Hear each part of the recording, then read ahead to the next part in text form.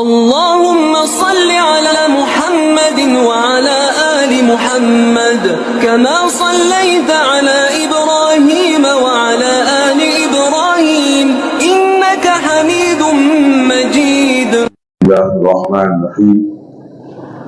نحمده ونصلي على رسول كريم. أما بعد، عبد الله بن مسعود رضي الله تعالى عنه يقول: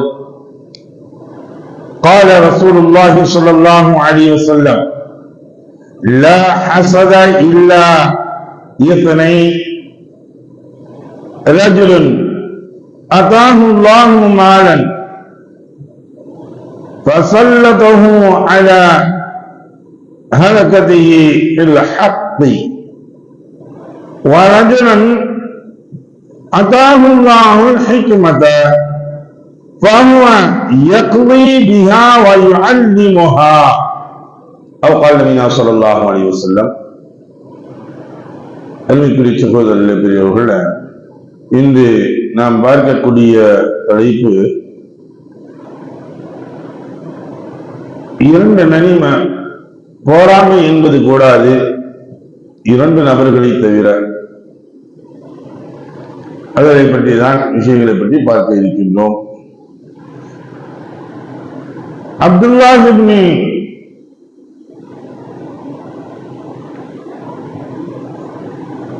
மஸ்ஊத் ரலியல்லாஹு தஆலா அன்ஹு அவங்க அறிவிக்கக்கூடிய ஹதீஸ், ரசூலுல்லாஹி ஸல்லல்லாஹு அலைஹி வஸல்லம் அவர்கள் கூறினார்கள், இரண்டு விஷயங்களை தவிர வேறெதிலும் போராமை கொள்ளக்கூடாது. ஒன்று, ஒரு மனிதர் அல்லாஹ் செல்வத்தை வழங்கி அதை அறவழியில் செலவழிக்க அவரை தூண்டினான். இன்னொரு மனிதர் அல்லாஹ் அறிவு ஞானத்தை வழங்கி அதற்கேற்ப அவர் செயல்பட்டு தீர்ப்பு வழங்குபவராகவும் கற்றுக் கொடுப்பவராகவும் இருக்கின்றார். இந்த இரண்டு நபர்களிடத்தில் போராமை கொள்ளலாம்.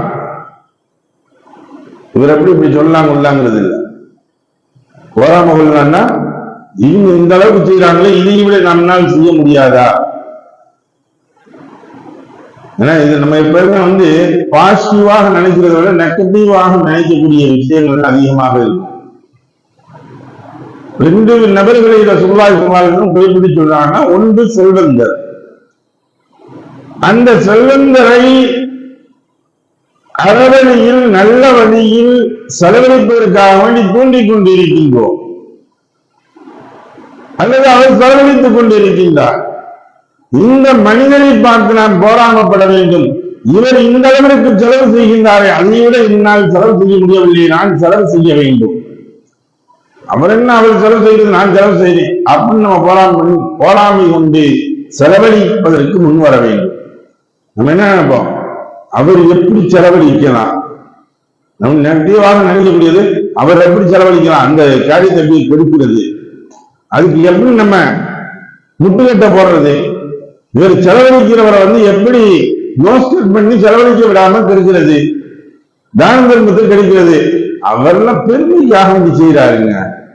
ஒரு வார்த்தை சொல்லிட்டு போயிடலாம், நல்ல ஒரு மனிதர் செஞ்சுக்கிட்டு இருப்பாரு, அவர் பெருமைக்காக வேண்டி செய்யறாருங்க, அவர் புகழுக்காக வேண்டி செய்யறாருங்க, அவர்கிட்ட காசு இருக்குன்னு காட்டிக்கிறது தான் செஞ்சுக்கிட்டு இருக்காருங்க.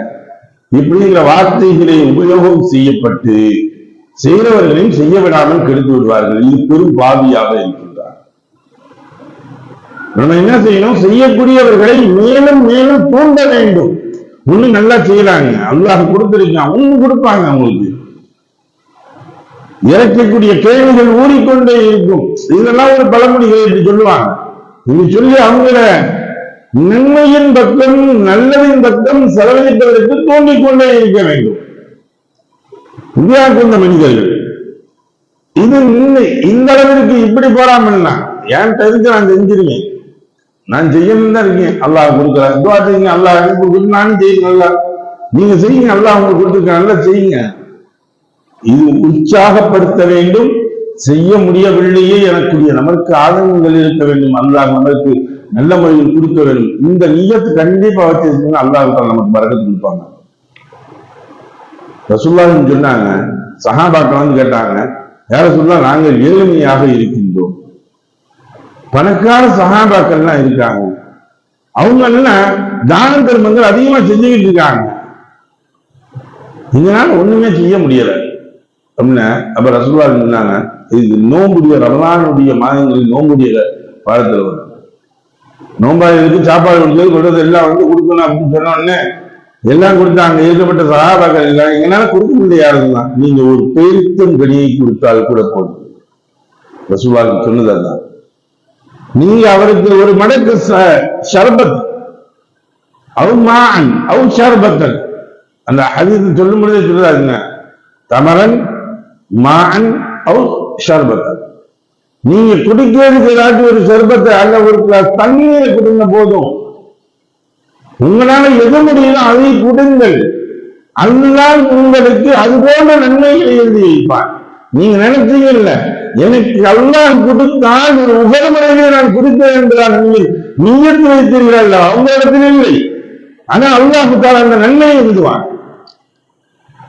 அந்த சொல்லுவாங்க. அப்ப நன்மையான காரியங்களில் தூண்டுபவராக இருக்க வேண்டும், செய்பவராக இருக்க வேண்டும்.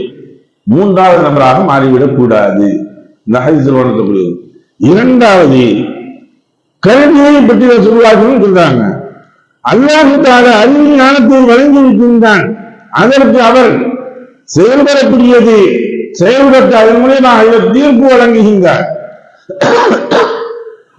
தான் இஷ்டத்துக்கு ஏதோ புத்தகத்துல படிச்சுட்டு வந்து சொல்றது இல்லை, நெட்ல வந்து தட்டினவன்னு இந்த பார்த்து சொல்றது இல்லை. மார்க் அது அல்ல. உண்மையில் கிதாபுகளை படித்து அவை ஆராய்ந்து இவர் தெளிவாக எடுத்து சொல்கின்றார். தீர்ப்பு வழங்கக்கூடியவர் அப்படி வழங்க வேண்டும்.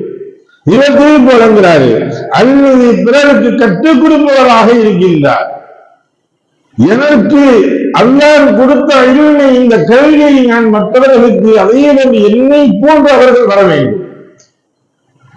எந்த உண்மையுமே அது இல்லைங்க, கல்வியில மட்டும்தான் இருக்கு. தன்னுடைய ஆசானை விட சிறந்தவனாக மாணவன் வர வேண்டும் என்று எண்ணுவார்கள். கல்வியில மட்டும்தான்.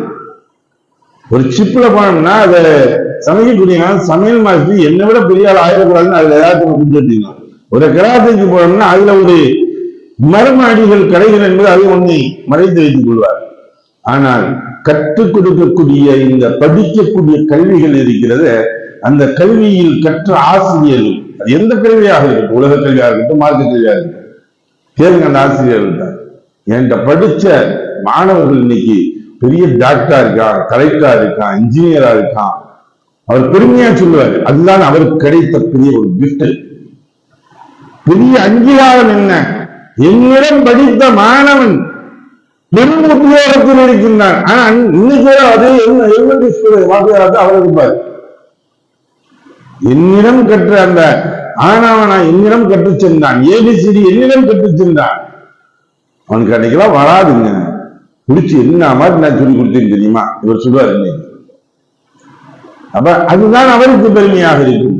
ஓதி கொடுக்கக்கூடிய ஆசிரியர்களாக இருந்தார் அவர்கள் செல்வார்கள்.